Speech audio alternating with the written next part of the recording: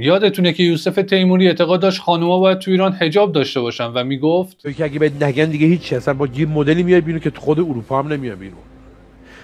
چرا واقع بینانه نگاه نمی‌کنیم به قضیه؟ چرا فکر نمی‌کنیم که ایران یک کشور خانوادگی؟ خانم محترم واقعا درست باید بیای بیرون. چرا یاد نمیگیریم همه بغل هم درست زندگی کنیم؟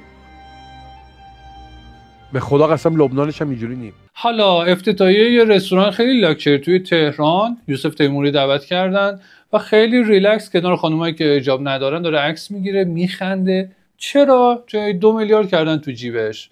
ترک نخوره اعتقاداتت.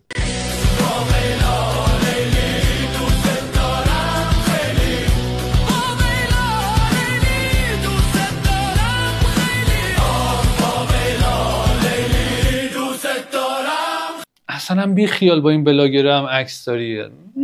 ما میگیم ندیدیم، شما هم بگی ندیدیم.